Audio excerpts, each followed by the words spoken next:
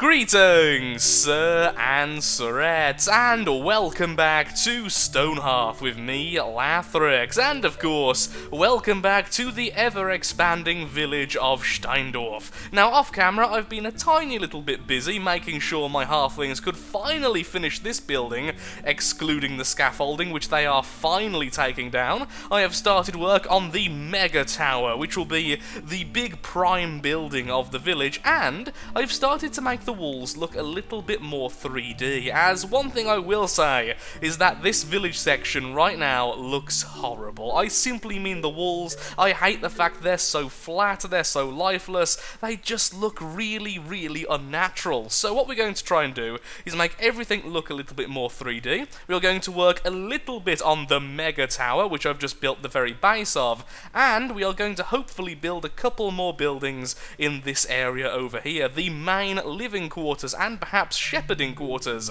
of our village. I still want more space though. I am very space hungry, and I am quickly realising to make all of those tailors have enough fibre to keep on doing what they're doing, we're going to need more sheep, because once again, we can't farm fibre. Although, I have now finally got some more of these lovely plants, and I've ordered all of these to be collected, which may happen eventually. So, let's get started. What should we work on first? It's a Christmas miracle! The halflings are actually going towards somewhere which I've ordered them to go towards. They are finally collecting the wild silkweed. It's only took them about 5 day cycles to realise I want this stuff, but finally they are doing it, so well done to my little halflings. Now, admittedly, that is partially my fault. I've had so much building work around the village and so much mining work, those tend to take the higher priority over, I can't remember what it's called. I'm assuming hauling or perhaps job when it comes to the workers. So they were doing all of the building and all of the mining. If I really wanted it fast, I could have, of course, just simply turned off these two, but we can still blame the halflings anyway, because that's the easiest thing to do.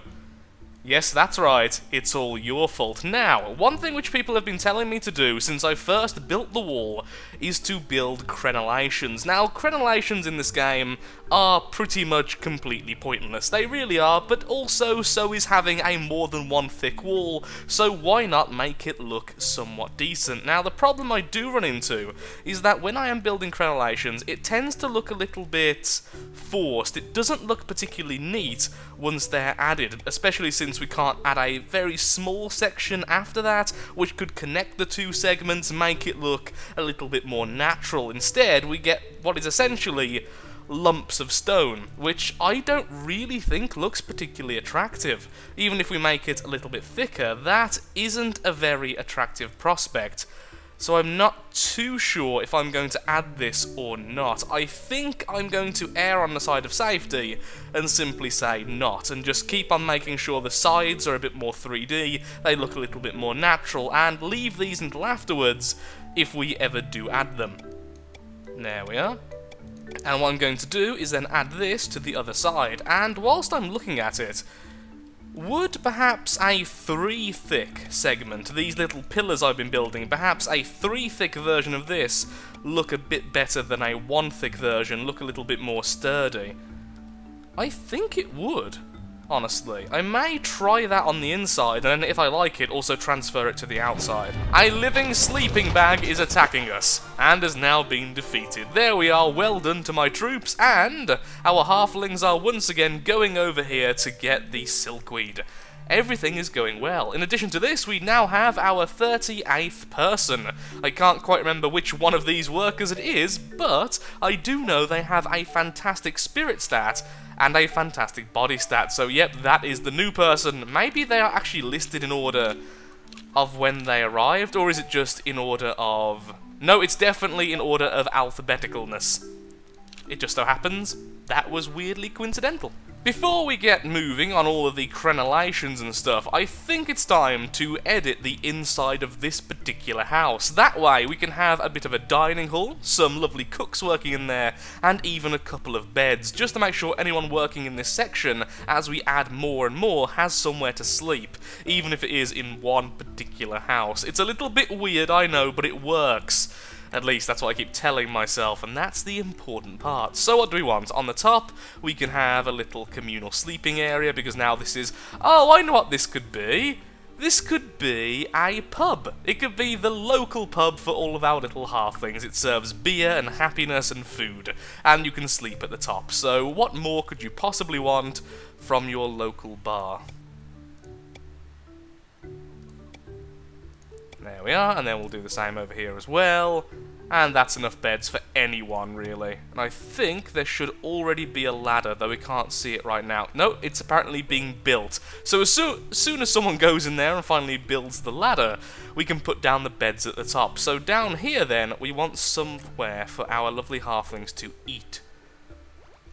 The beds are finally being placed after what took quite a while for the halflings to realise they have a job to do, and I've put down some very basic blueprints for the dining hall. It's going to be very simple and very easy to use, and that's pretty much all we're really after.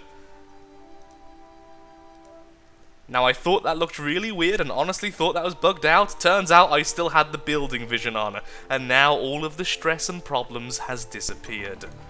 The beds are in place, a brand new day has just dawned, and we are now working on the dining table. I already have the cook currently at work, making all the different cook items, like the stone cauldron and the others, such as the stone oven and the mill grinder. Once all of those are in place, we can change these chests to only accept food, and then we can have a nice little eating place here. Look, even our cleric is here right now, and by the looks of things, we should hopefully have some of the cook's items ready right now.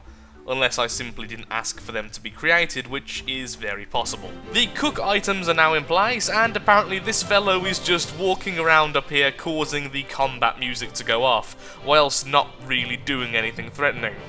He's just kind of walking. Where are you even going? Are you really going all the way here to attack this door? Are you doing all of that pathing to attack this door? Let's find out.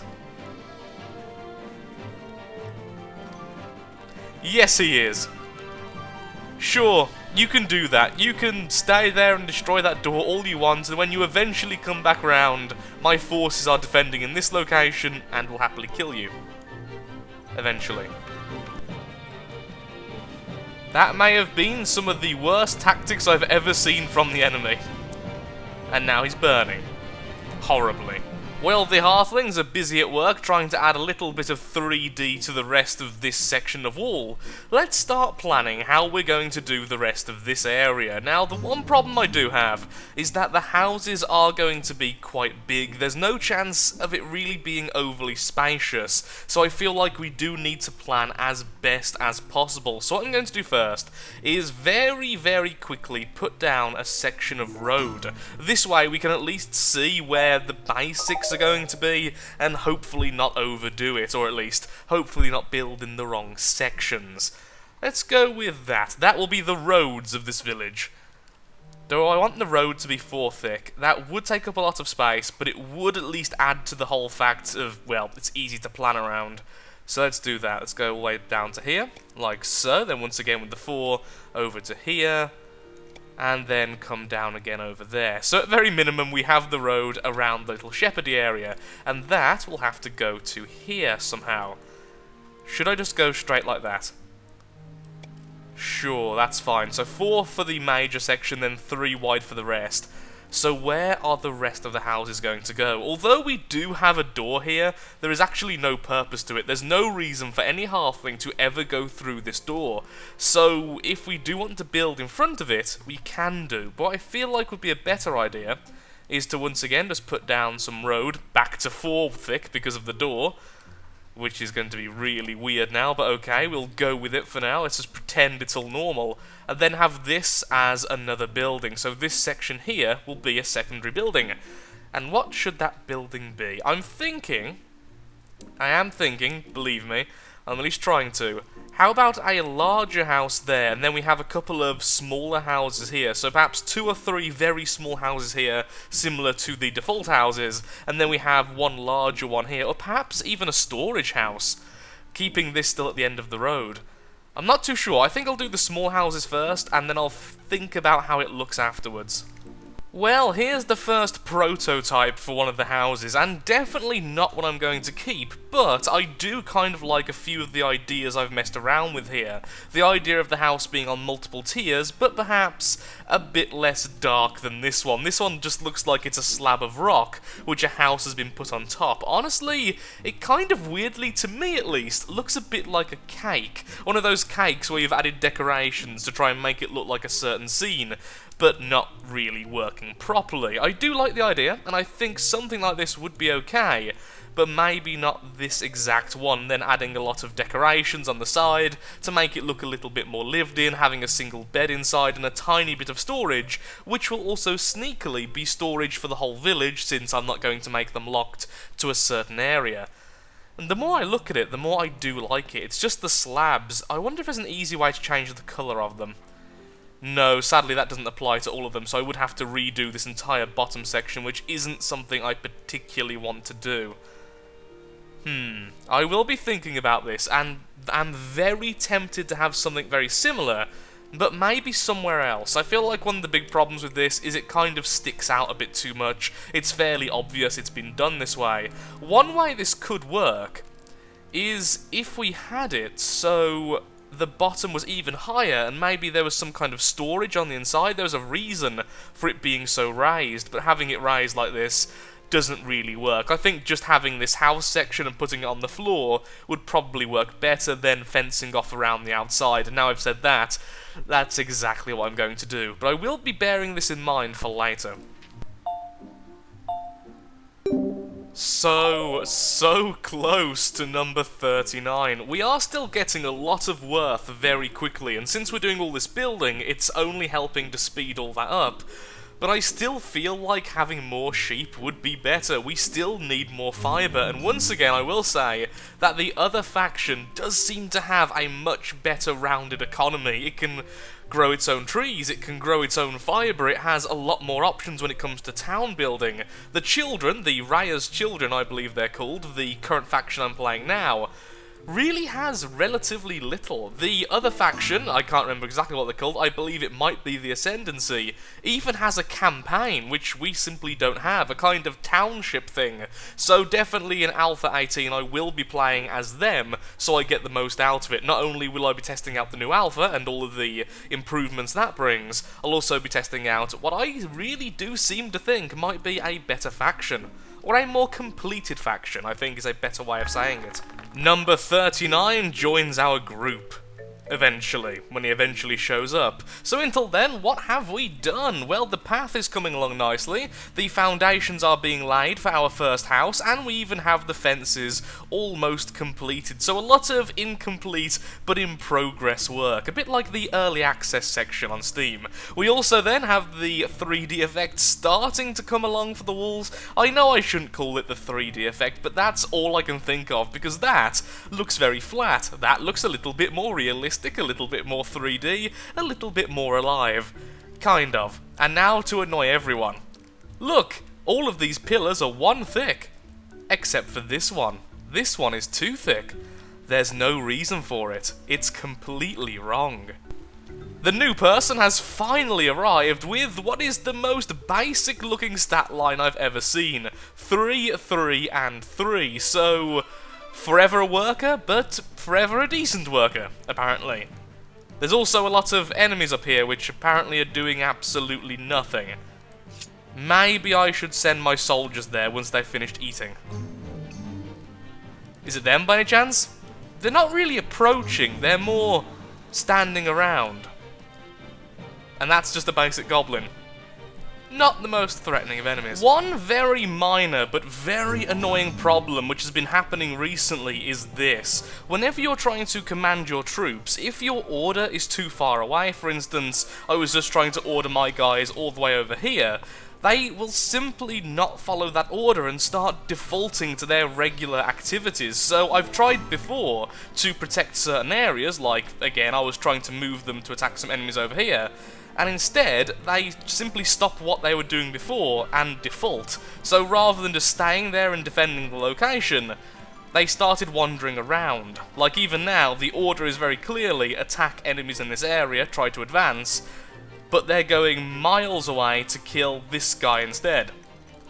Which would be understandable, that is an enemy, but even so, it is very bizarre. And even the movement option, the movement command, which should override everything else, doesn't always work. It does sometimes, and of course it works when I'm trying to demonstrate the odd time it doesn't, but sometimes you order them to do something like this, and then they will simply not do anything at all.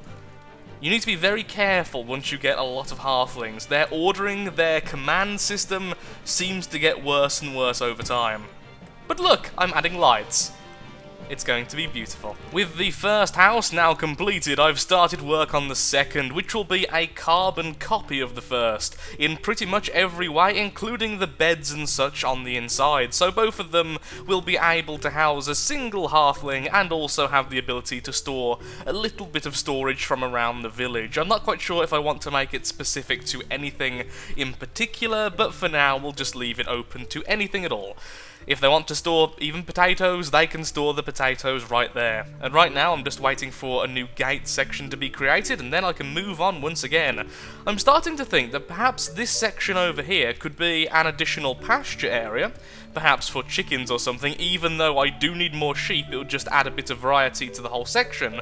Or we could make it into a park, or a public area, something like that. It wouldn't be difficult to get some of the flowers from down here, and the fruit bushes, for instance, and put them here, add a few fences, add a few benches, and make the whole place look a little bit more natural, rather than just the same type of building over and over again. It's been another day, and it's time for a progress update. So, a lot of the walling is now complete, and honestly, I think I'm going to stick with these beams only being 1 thick. I think they do the job nicely, and ultimately look pretty smooth and silky, like a... smooth and silky. They look smooth and silky.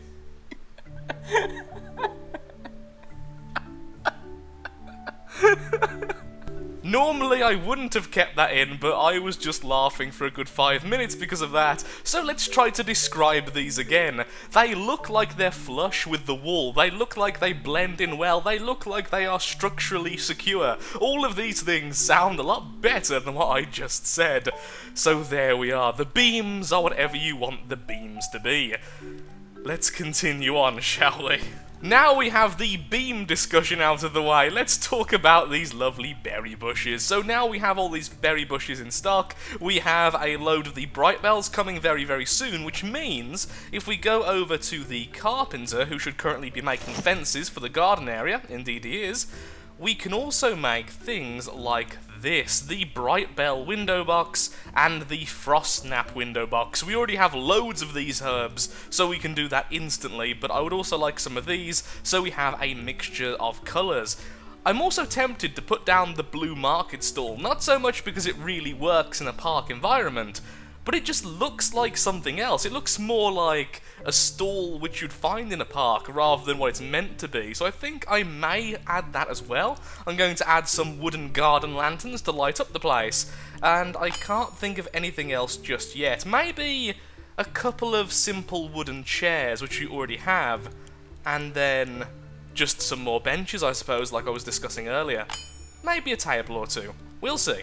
We'll see. As the fighting rages on in the background and instantly ends, we have yet another person, meaning this is number 40. We have reached 40 citizens. Wow, we are only 10 off the maximum. We are going to make it before Alpha 18 comes out, even if we don't try as hard as I've been trying to push all of the value and monetary gain of our little village. So, who is our newest fellow, and did they spawn somewhere safe? Thankfully they did. Okay, what are your stats like, good sir? Very good, very high spirit, very high mind. You would be a pretty good cleric, or just pretty much a good crafter of any type. So you are on the shortlist if I ever need any more crafters, perhaps some more weavers for my totally not a sweatshop, or perhaps a more fire related role, because this whole section over here I've rapidly started to notice is almost always looking like it's on fire. So you have the fire pits and we have the sweatshop, but then we have the nice little drug den. I mean, we have a drug den, that's nice. I've finally put down the blue market stall, and admittedly I've put it in the wrong place. It's not quite perfectly in the middle, or at least it doesn't seem to be. Maybe it is, maybe it's not. I'll check officially afterwards. Either way though, we have the ability to call merchant. I really should have put one of these down a lot earlier. And so I'm going to do that. And then show shop, and we now have a merchant apparently accessible from this. I'm assuming you are the merchant. Hello? Well, that's a little bit glitchy. Can you even get to the stall? Does it matter? No, it doesn't. Well, that's really good. That means at any time, we can very easily sell a lot of our scrap, and if we need a tiny bit of wood, which we actually do at the moment, we can always purchase it from her. Let's see. What do I have to sell? Honestly, we have far more ore than we could possibly use, so I think we should sell some of that. We are refining it as fast as possible, but it's just taking a very long time. We have more potions than we are ever going to use. We have 180, and in fact, because we now have the clerics, we don't need that at all. In fact, by having so many potions, our poor herbalist isn't even leveling up, so let's sell those for a whole 1 gold each. We'll keep the special ones. We can sell 139 tapestries. Oh, okay, then if you insist, we'll sell that. We have gargoyles, and we have a load of other scrap as well, which I'll just quickly go ahead and get rid of. So, eventually, the merchant will disappear, and can be available again later. A trader has already visited the stall recently, try again later, so perhaps we'll be able to get other goods as well. But it's still really cool being able to call upon a trader whenever we need the goods, so that is very, very helpful. And again, really wish I did that earlier. Behold the power of so many archers, now all using the recurve bows. Yeah, still takes far too long to kill their chiefs, but you aren't a chief, so say goodbye. And you, could you kindly go ahead and kill that poor fellow over there? Oh, that looks... Yep, that was painful. And we are free once again from the tyranny of the orcs and goblins. A new merchant has been called, and this time they actually spawned in the correct place. And this one is sadly only selling stone, so maybe it is the same inventory every time, but of course I can go ahead and once again sell all of the things we have been creating, and whilst I've got that in mind, I should harvest all of this silkweed. We are now making money much faster again because of just how much silkweed I have here. Every time I harvest all of this, we get a massive boost to our economy because we suddenly make a lot of stuff. Even if we're not making it out of the adorable wool from the adorable little lambs. I'm afraid, though, I am all out of time for today's episode. A lot of the stuff we did today was extremely time intensive. A lot of building, a lot of basic designing, and trying to sort out a lot of the jobs does take a lot of time, and so I'm all out of time, and thank you so much for watching. If you have enjoyed the video, then of course, likes, favourites, shares, comments, all that good stuff helps out me, helps out the channel, and most importantly, shows that Stonehearth is a series you wish to see continued in the future. In the next episode, we'll have finished the garden area over here, and we can start making the rest of the plans for the rest of the village. There's still quite a bit of space left, and I'm not quite exactly sure how I'm going to do everything. There's a good chance I'll just copy these over to here, so all of this section is nice and symmetrical and neat, but I'm not sure about here. So thank you again for watching, and goodbye.